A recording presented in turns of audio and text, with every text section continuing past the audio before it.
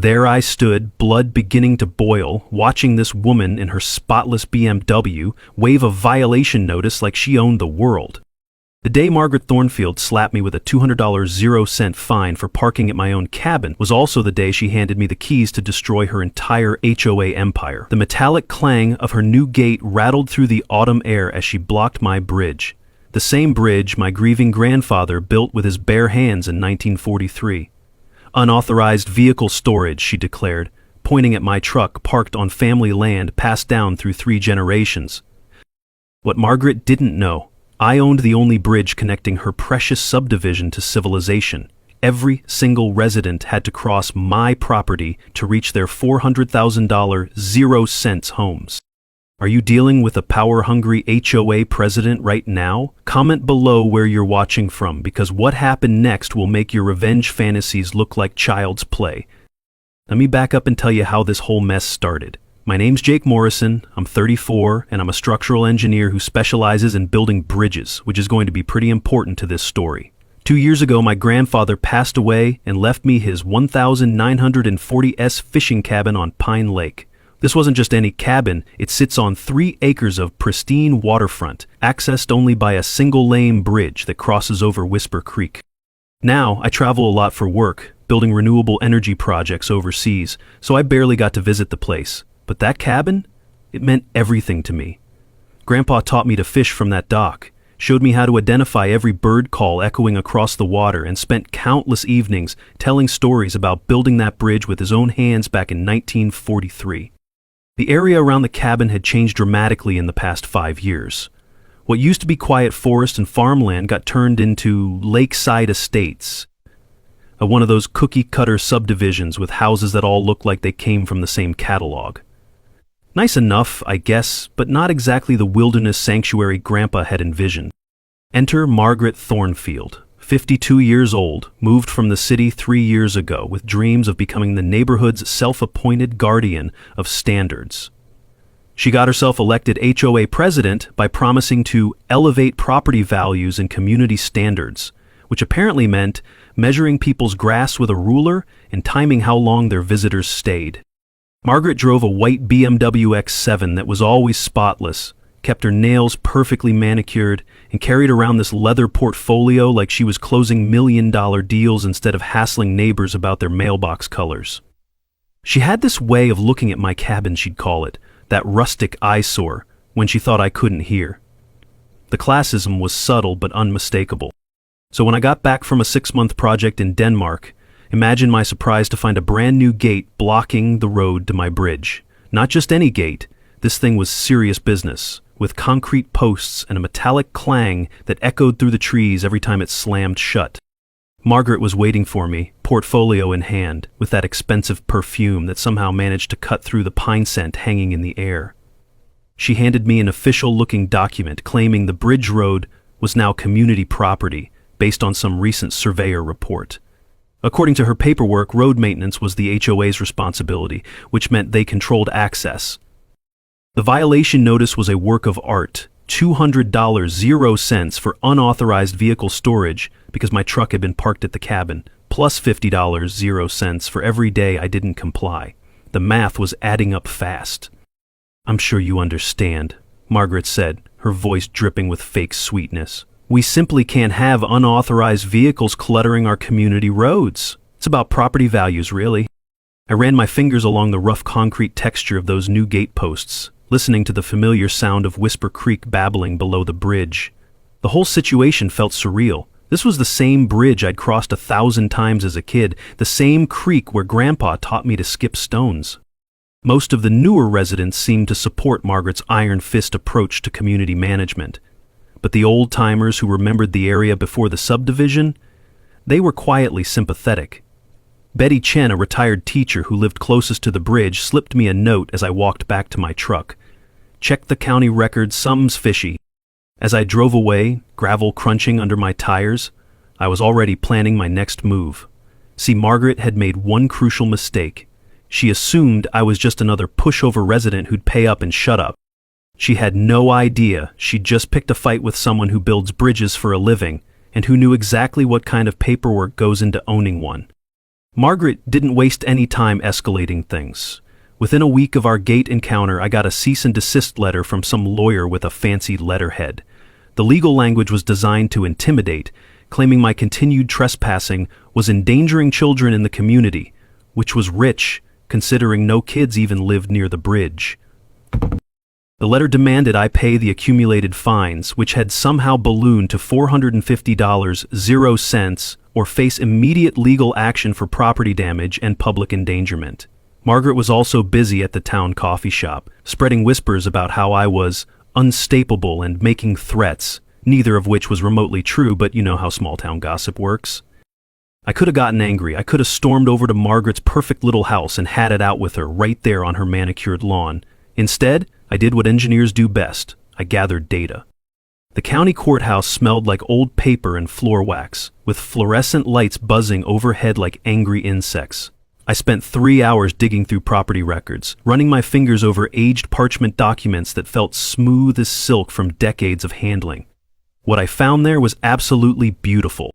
Grandpa's original 1943 property deed didn't just cover the cabin and the 3-acre lot. It specifically included ownership of the entire bridge structure, described in precise detail down to the type of timber used and the depth of the foundation pilings. The HOA's surveyor had done their homework on everything except the most important part. They'd conveniently omitted this crucial detail from their report. But here's where it gets interesting.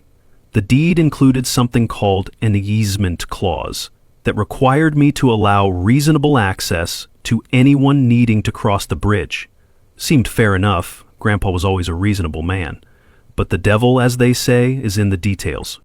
The clause specifically defined reasonable as no more than 12 vehicles per day. 12. The current Lakeside Estates subdivision has 47 homes, most with at least 2 cars. Do the math. Knowledge nugget time. Easement rights can be limited by the original deed specifications, and courts almost always uphold the specific language written by the original property owner. Always check the fine print. It's usually there for a reason. When I realized I basically controlled access to half the subdivision, I'll admit I smiled. But Margaret wasn't done yet. She escalated by installing a security camera pointed directly at my bridge, claiming it was for community safety monitoring. Then she started keeping a detailed log of my violations. Every time I crossed to my own property, she documented it like she was building a federal case. The woman even pressured other residents to sign a petition demanding I cooperate with community standards.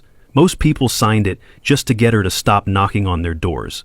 Margaret's teenage daughter was at one of these petition drives, and I swear that kid rolled her eyes so hard I worried she might need medical attention. But the community was starting to pay attention. Betty Chen whispered to me at the post office, with Whisper Creek babbling below us to mask our conversation, that Margaret had been asking questions about my finances. Apparently she wanted to know if I could afford a legal fight. 3 longtime residents approached me privately over the next few days. Tom Hendricks, a Vietnam veteran who lived on the lake, told me Margaret had harassed him about his American flag being too large for community standards.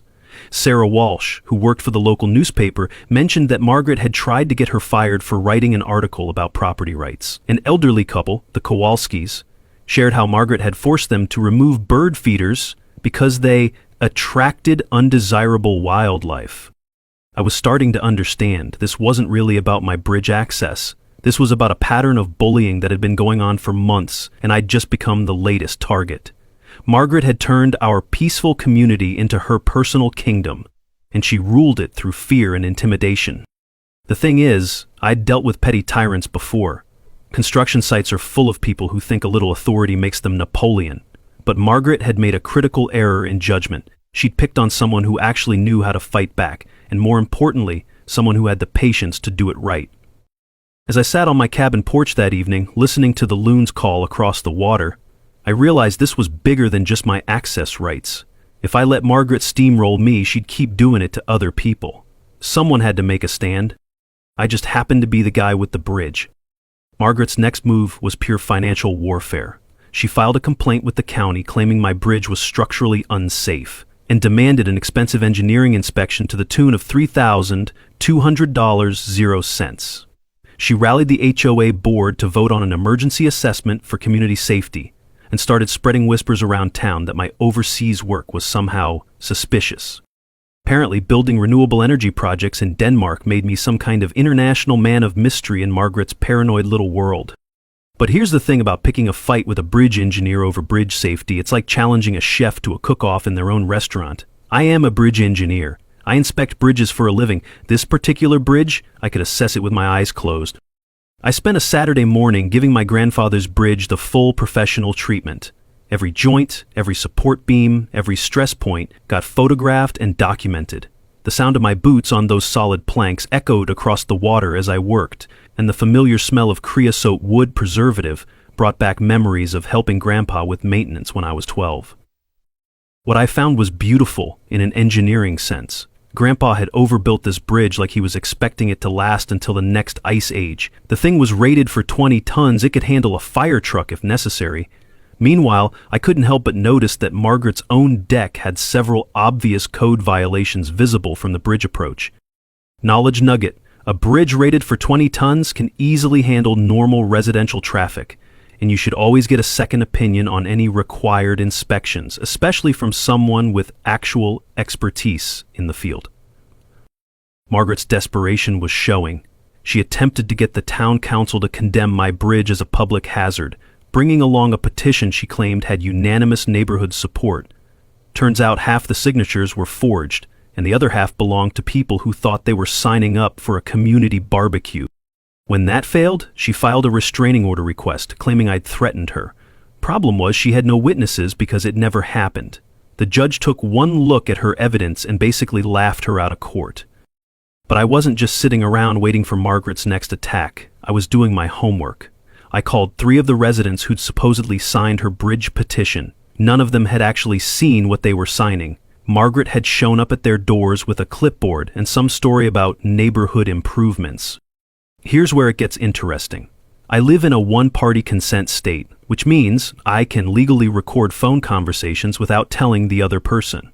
So when Margaret's lawyer called to negotiate, I hit record. 20 minutes into the conversation, that lawyer accidentally admitted they knew I owned the bridge, but were hoping I wouldn't fight it because most people don't understand property law. He actually said, and I quote, "Look, we're banking on this guy not knowing his rights." Wrong bet, counselor. My cat, Diesel, had become an unofficial judge of character during all this drama. That orange tabby would sit in the cabin window and hiss every time Margaret's BMW drove past. Even my cat knew something was off about this woman. The community was slowly waking up to what was really happening. Betty Chen revealed she was actually a retired paralegal and offered to help with legal research. Tom Hendricks shared his own expertise with bridge construction from his Army engineering days. Sarah Walsh, the local reporter, started asking pointed questions about HOA finances. We had our strategy sessions at Betty's kitchen table, and I'm telling you, the woman made coffee strong enough to wake the dead. During one of these meetings, Sarah brought up something interesting. The HOA's financial records were public, and Margaret had been spending money like she was running a small country instead of a neighborhood association. The evening loons were calling across the lake when Betty dropped the real bombshell. She'd found the HOA's budget reports, and they were spending almost twice their income. Margaret had approved a $40,000 0-cents landscaping project that basically amounted to some decorative boulders and a few shrubs. That's when I realized what this was really about. The HOA was desperate for new revenue, and they thought controlling my bridge would let them charge me monthly access fees. Margaret wasn't just power hungry, she was trying to solve a financial crisis by picking my pocket. The smell of fresh pine drifted through Betty's open kitchen window as we pored over documents, and I felt that familiar engineer's satisfaction when all the pieces of a complex problem finally start falling into place. Margaret had no idea what kind of storm she'd just created. Margaret's next move was straight-up sabotage. She hired a contractor to install what she called decorative barriers along the bridge approach. Concrete blocks positioned to look like landscaping but actually designed to prevent my truck from reaching the bridge. The grinding sound of the concrete saw at 7 in the morning woke up half the neighborhood, and the dust cloud hanging in the air looked like a small tornado had touched down. When I showed up to find my access completely blocked, Margaret was there with her clipboard, claiming it was a beautification project approved by the architectural committee. Funny thing about that committee, it consisted entirely of Margaret and two residents who did whatever she told them to avoid getting on her bad side. But Margaret had finally made a mistake I could use in court. I filed an emergency injunction to have those barriers removed, armed with my original bridge deed and a proper survey that clearly showed the approach road as part of my property. The judge was not amused. When Margaret tried to argue with His Honor about community standards and property values, he cut her off mid-sentence and ordered the barriers removed within 24 hours. Then he fined her $2,500 0 cents for contempt when she kept talking. Standing outside the courthouse, I took the opportunity to educate the small crowd that had gathered. Knowledge nugget. You can't block someone's legal access to their property. That's called landlocking, and it's illegal in all 50 states. Courts take property access rights very seriously, so document everything if someone tries to restrict your access. Margaret's retaliation was swift and predictable. She started a harassment campaign that would have made a middle school bully proud. Anonymous tips to county inspectors about safety violations at my cabin. Noise complaints about my truck, which visited exactly twice per month. She pressured HOA residents to shun me and anyone who supported me.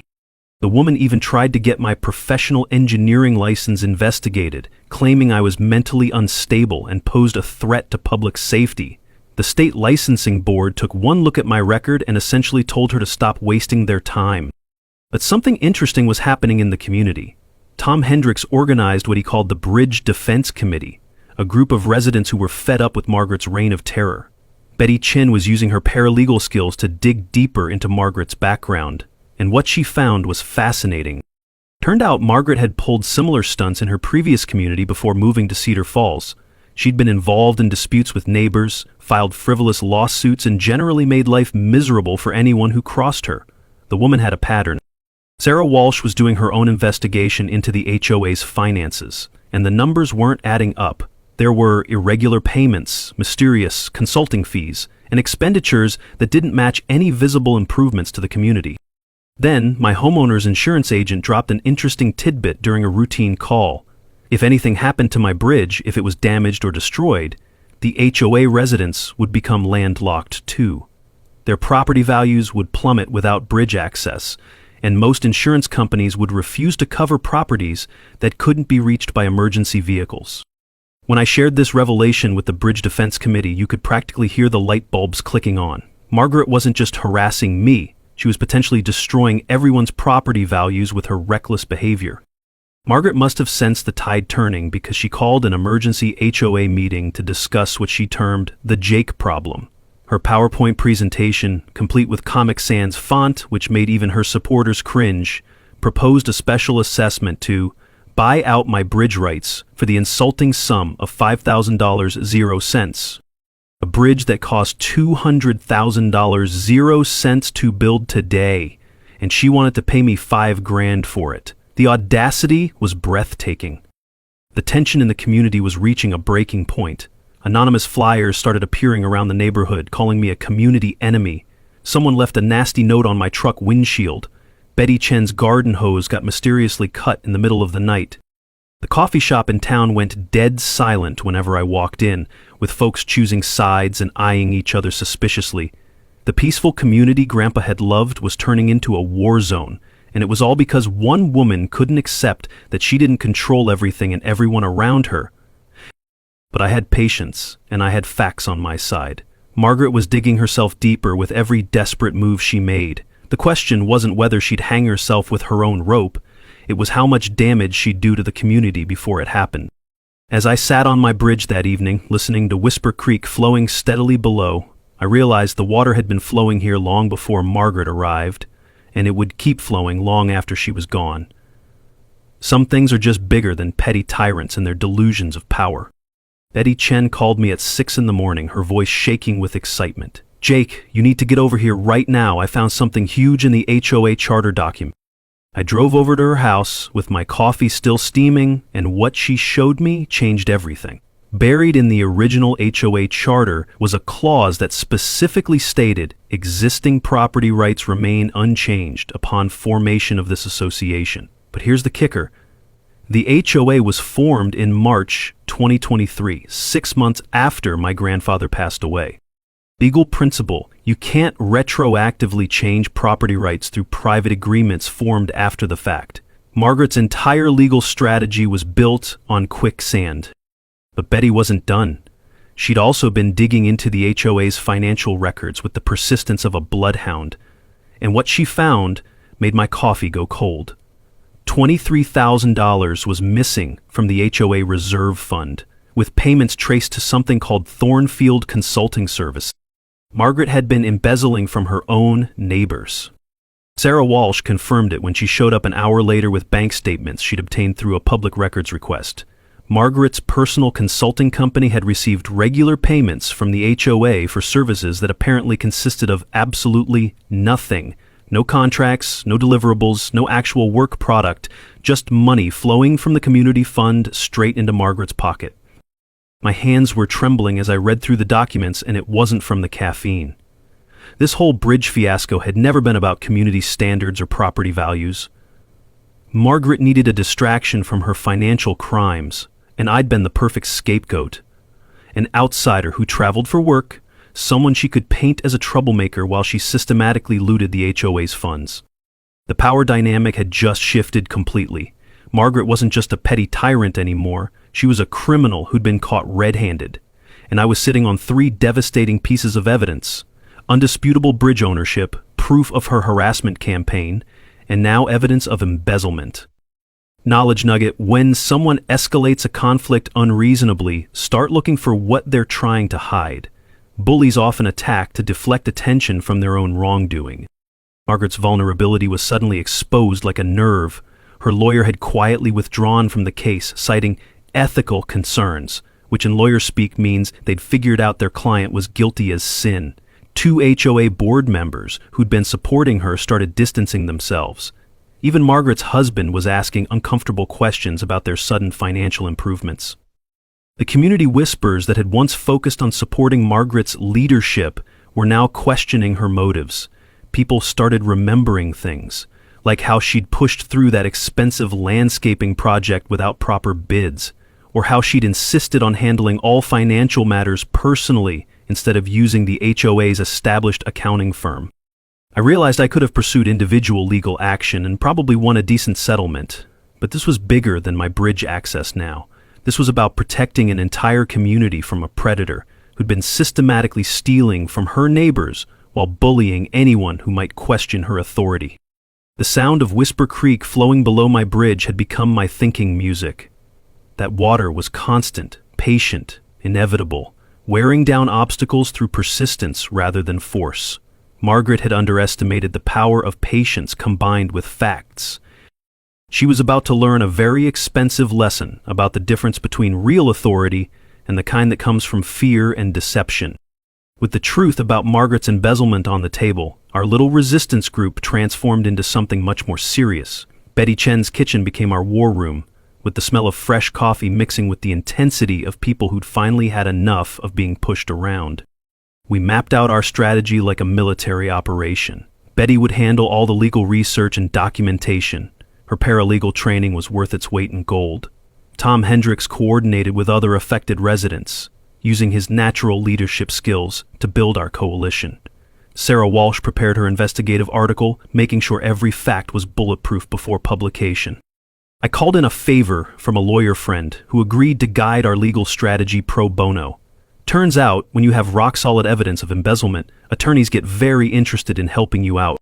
Our legal strategy was 3-pronged. File a formal complaint with the State Attorney General for HOA fraud, demand a forensic audit of all HOA finances, and seek damages for harassment, defamation, and interference with property rights. We were also pushing for Margaret's immediate removal from the HOA board. But I wasn't just relying on lawyers. I put together a comprehensive bridge inspection report that would make the Army Corps of Engineers proud. Every stress calculation, every load-bearing analysis, every safety protocol was documented with professional photographs and detailed explanations. I even brought in a colleague from my engineering firm to provide independent verification. Knowledge nugget: HOA board members have fiduciary duties, meaning they're legally required to act in the community's best interest, not their own. Embezzlement from HOA funds is a felony in most states, and residents have the right to see all financial records, demand transparency. The technical preparation was crucial, but the real work was building community support. I visited every affected resident personally, explaining the situation without attacking Margaret's character. I let the facts speak for themselves. The response was overwhelming. People were angry about being manipulated, but they were angrier about being robbed. We built a coalition of 31 out of 47 homeowners. These weren't just signatures on a petition. These were people ready to stand up and be counted when things got tough. Tom's wife started bringing homemade cookies to our planning sessions, and she dubbed us the Bridge Club, which actually stuck. Diesel, my orange tabby, became our unofficial mascot, attending every meeting and providing moral support by purring loudly whenever we made progress. Betty's color-coded filing system was so thorough it would have impressed the FBI. Every document was cross-referenced, every timeline verified, every piece of evidence organized for maximum impact. The woman had missed her calling as a federal investigator. But Margaret wasn't sitting idle. She tried to spy on our activities, hiring a private investigator to find dirt on me. She spread rumors that our planning group was made up of conspiracy theorists trying to destroy the community. She even attempted to schedule a competing HOA meeting on the same night as the town hall we'd requested. Meanwhile, I was reaching out to my professional network. Engineering colleagues provided character references, previous clients sent testimonials about my integrity, my professional association confirmed my stellar reputation, even contacts from my international renewable energy work vouched for the legitimacy of my overseas projects. The trap we were setting was elegant in its simplicity. We were going to let Margaret hang herself at a public meeting with county officials and media present. I'd prepared questions that would force her to lie publicly, and Sarah Walsh had already alerted state fraud investigators about the embezzlement. The sound of papers rustling filled Betty's kitchen as we organized our evidence for maximum impact. We assigned speaking roles to different team members, prepared backup plans for Margaret's likely responses, and arranged media coverage to ensure accountability. The texture of those smooth bridge cables under my hands during evening inspections reminded me why I became an engineer in the first place. To build things that last, to solve problems that matter, to make communities stronger and safer. Margaret had spent months trying to tear down what my grandfather had built. Now it was time to show her what happens when you pick a fight with someone who builds bridges instead of burning them. As autumn leaves crunched under our feet during final preparations, I realized this had become about much more than property rights. This was about standing up to bullies, protecting communities from predators, and proving that regular people could fight back against corruption when they worked together. The loons were calling across Pine Lake as we finalized our plans, their voices echoing the same message that had been flowing under my bridge all along. Some things are worth fighting for, and patience, combined with truth, is an unstoppable force. Margaret was about to discover that the hard way. Margaret's desperation reached new heights when she tried to physically damage my bridge at 3 a.m. with a crowbar.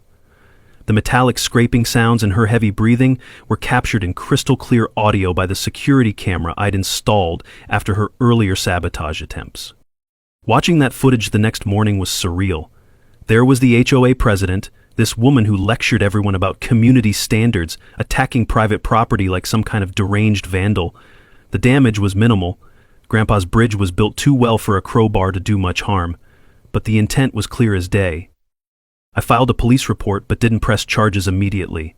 Instead, I used the footage strategically, quietly sharing it with the remaining HOA board members who still had any sense left. The effect was immediate. 2 more board members resigned rather than be associated with Margaret's increasingly unhinged behavior.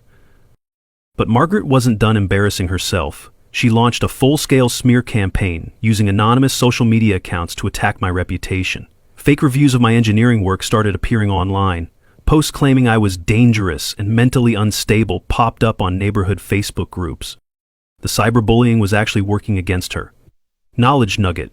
Anonymous online attacks can be traced and prosecuted, and defamation is defamation whether it's spoken or posted online.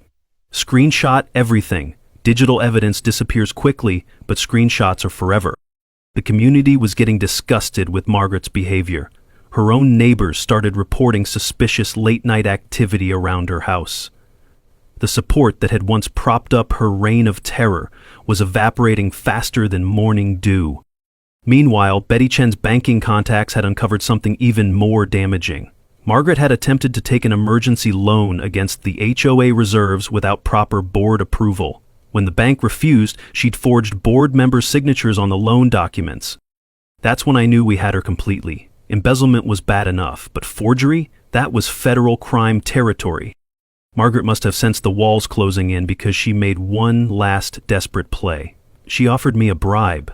Called me up out of the blue, voice shaking, offering $15,000, 0 cents, to drop everything and move on. I recorded that conversation legally, and it was a gold mine.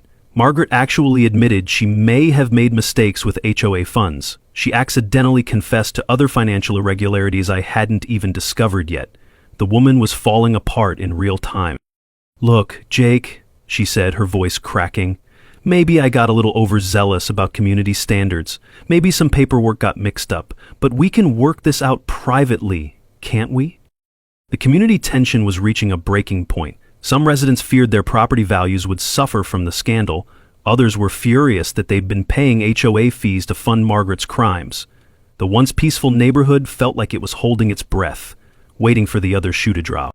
The uncomfortable silence at community gatherings was deafening. People chose sides in grocery store aisles. Former friends stopped speaking to each other. Margaret had managed to divide a community that had lived in harmony for years. But not everyone was fooled by her act. 3 more residents came forward with their own Margaret horror stories. Harassment, financial irregularities, and abuse of power that went back to her first year as HOA president. The pattern was clear to anyone willing to see it. Margaret's final threat was the most revealing of all. She called me one evening, completely unhinged, threatening to destroy my reputation if I didn't back down. She claimed she had connections who would ruin my career, and implied she'd fabricate safety violations on my bridge if I kept pushing. The woman was clearly detached from reality. She was facing criminal charges, had lost the support of her community, and her husband had moved out with the kids. Yet she still thought she could intimidate her way out of the mess she'd created. I documented every escalation methodically, building a timeline that showed Margaret's increasingly erratic behavior. My restraint and professionalism throughout the whole ordeal stood in stark contrast to her desperate thrashing. As I sat on my bridge that evening, listening to the water flow below and watching the stars reflect on Pine Lake's surface, I realized Margaret had become her own worst enemy. Every move she made to escape accountability just dug her hole deeper. The irony wasn't lost on me. She'd started this whole thing to steal money and maintain power through fear. Now she was facing criminal prosecution and had destroyed her own reputation so thoroughly that she'd never hold authority over anyone again. Sometimes the best revenge is just giving your enemies enough rope to hang themselves. Margaret's final desperate act was calling county emergency services at 2 a.m, claiming my bridge was actively collapsing and posed an immediate threat to public safety. The sirens wailing through the quiet night woke up half the neighborhood, with fire trucks, ambulances, and emergency vehicles racing toward the bridge with diesel engines rumbling and radio chatter filling the air. I got the call from the fire chief at 2:47 a.m. "Jake, we've got reports of structural failure at your bridge. We need you down here to assess the situation." When I arrived, Margaret was standing there in her bathrobe, pointing dramatically at the bridge and claiming she'd heard cracking sounds that indicated imminent collapse. The fire chief, a no-nonsense guy named Captain Rodriguez, took one look at the perfectly solid bridge and then looked at me. "You're the engineer who built bridges overseas, right?" he asked. When I nodded, he said, "Mind taking a look and telling us what you think?" My professional examination took about 10 minutes. Every joint was solid, every support beam was exactly where it should be, and the structure was as sound as the day Grandpa finished building it. Captain Rodriguez watched me work, and when I gave him my assessment, he announced publicly that the bridge was safer than most county roads.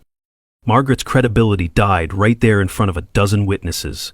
The fire chief didn't mince words. "Ma'am, filing false emergency reports is a crime. You've wasted taxpayer resources and endangered real emergencies by tying up our crews." But the real bombshell came the next morning when the state investigators finished their forensic audit of the HOA finances. The number was staggering: $31,000, 0 cents, in unexplained expenses, all traced back to Margaret's personal accounts through fake invoices for consulting services that never existed. Knowledge nugget. Every digital transaction leaves permanent records, and forensic accountants are like bloodhounds when it comes to following money trails. Embezzlement often starts small but escalates quickly when nobody's watching. Margaret's psychological breakdown was painful to watch. She started accusing random neighbors of being part of conspiracies against her. She left paranoid notes on people's doors, claiming Jake was part of some deep state plot to destroy suburban communities. Her husband had already moved out with the kids, and even her most loyal supporters were quietly backing away. But something beautiful was happening in the community. Residents organized a Bridge Appreciation Day, bringing picnics to eat near the bridge and celebrating the structure that connected their neighborhood. Kids drew chalk art on the bridge approaches, turning Margaret's symbol of division into something that brought people together. The media attention was incredible. Sarah Walsh's article got picked up by regional news stations, and the story went viral on social media with the hashtag #BridgeJustice. National HOA reform advocates started citing our case as a perfect example of what happens when petty tyrants get unchecked power. Margaret became a cautionary tale in property rights circles, the poster child for everything wrong with HOA culture. Her face was plastered across news websites as the HOA president who tried to steal a bridge. The legal consequences were mounting fast. The state attorney general filed criminal charges for embezzlement and fraud. The HOA filed a civil lawsuit demanding restitution. Her real estate license was under review for professional misconduct. The IRS started asking uncomfortable questions about unreported income. As I sat on my bridge at sunset, processing everything that had happened, I realized this fight had never really been about me personally. I'd become a symbol of something bigger, the idea that ordinary people could stand up to petty tyranny and win. The evening birds were calling across the lake, and the peaceful silence felt like a benediction after months of conflict. Margaret had tried to turn my inheritance into her personal cash cow, but instead she'd awakened a community that refused to be bullied. Her final desperate act was attempting to flee town with the remaining HOA funds she could access, about $8,000, 0 cents in cash. Airport security stopped her at the gate, and the local news cameras captured her perp walk in all its pathetic glory. Standing there in handcuffs, her perfectly manicured image finally cracked. Margaret looked like what she'd always been underneath the expensive clothes and fake authority, just another small-time crook who'd gotten too greedy for her own good. The woman who'd spent months trying to destroy my reputation was now a national laughingstock, her own actions having accomplished what no enemy could have managed. She'd built her own prison out of lies, theft, and abuse of power. As the police car drove away with Margaret in the back seat, I couldn't help but think about Grandpa's bridge, still standing strong, still connecting communities, still serving its purpose, long after the person who tried to steal it had been forgotten. Some things are built to last, others are just built to fall. The town hall was packed beyond capacity. 200 people crammed into a space designed for maybe half that, with news cameras from 3 different stations and reporters taking notes in the back. The mayor had called this emergency meeting after Margaret's arrest made regional headlines, and everyone wanted to see how this community soap opera would end. I walked to the podium with my presentation materials, feeling remarkably calm for someone about to expose months of corruption in front of half the county. The visual aids were simple but devastating. A timeline of harassment, copies of the original bridge deed, and financial records showing exactly where the HOA's money had gone. Ladies and gentlemen, I began. 6 months ago, I thought I was dealing with an overzealous HOA president. What I discovered was systematic theft from your community funds, harassment of residents, and abuse of power that turned our neighborhood into a dictatorship.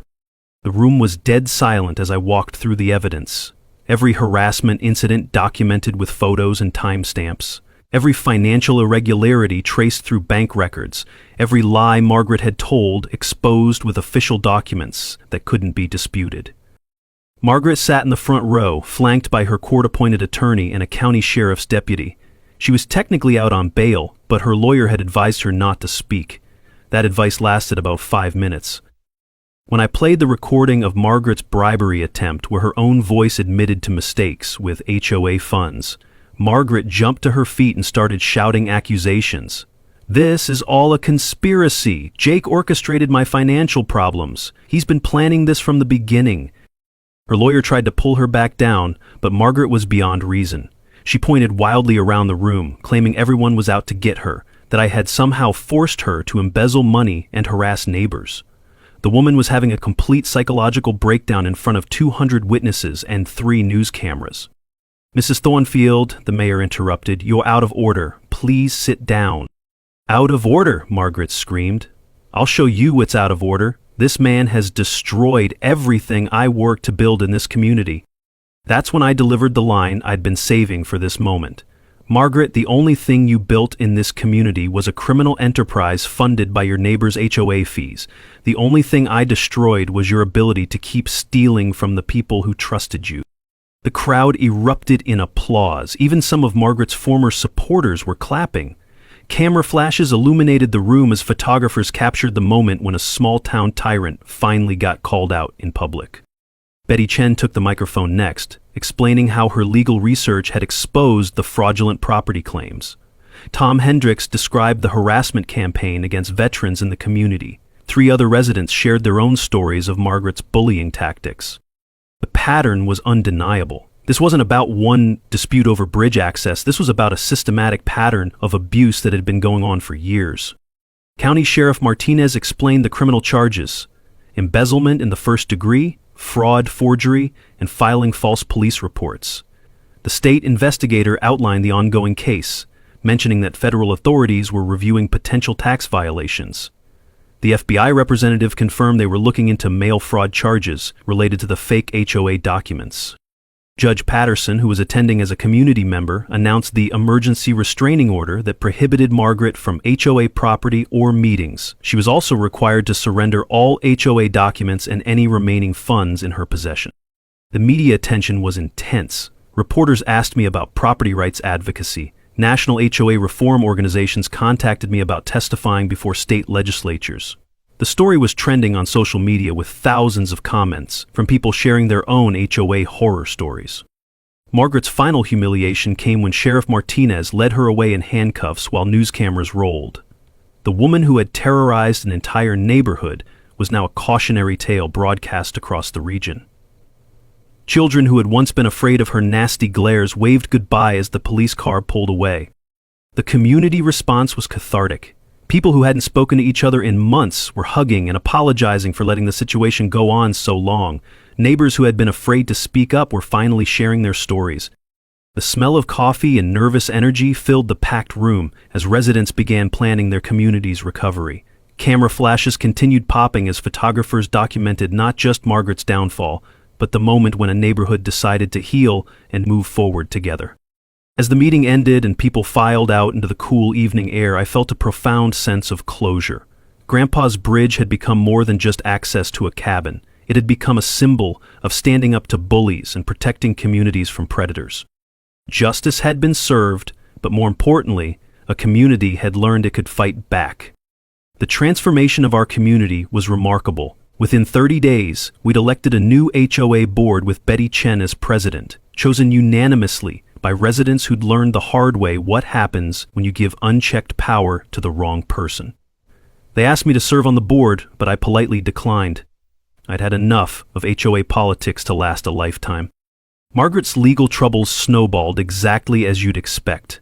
She pleaded guilty to embezzlement and fraud, receiving 2 years in prison and 5 years probation. The judge ordered her to pay $47,000, 0 cents in restitution to the HOA, money that went toward fixing the financial mess she'd created. Her real estate license was permanently revoked, and her husband filed for divorce before she even got out on bail. But the real healing happened in the community itself. I organized the first annual Bridge Festival that October, exactly 1 year after Margaret had tried to block my access. Families brought picnics, kids played games on the bridge approaches, and we raised $8,000, 0 cents, for local veterans programs that Tom Hendricks recommended. The most meaningful moment came when Margaret's teenage daughter showed up with a handwritten apology letter. That kid had watched her mother's behavior with horror and wanted to make things right. She became the first recipient of the engineering scholarship fund I established, with donations from grateful community members. My personal life took an unexpected turn too. Instead of returning to overseas work, I decided to open an engineering consulting firm right here in Cedar Falls. Turns out there's a huge need for someone who specializes in helping small communities with infrastructure issues, and I'd found my calling in service rather than just profit. The property rights education website I created has helped dozens of other communities facing similar HOA tyranny. I've testified before 3 state legislatures about HOA reform, and the Cedar Falls case is now cited in legal textbooks as an example of how communities can fight back against corruption.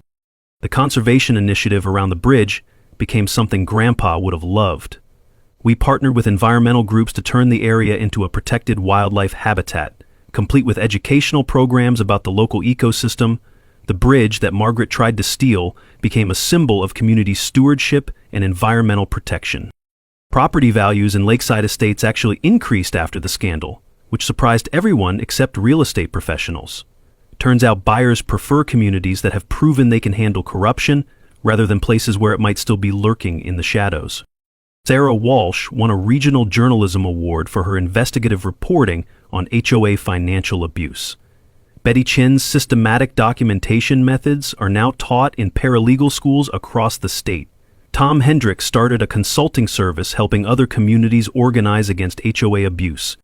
The Bridge Defense Committee evolved into a permanent community advocacy group that helps residents navigate disputes and ensures transparent governance. They meet monthly at Betty's house, and yes, Diesel still attends every meeting as the official mascot.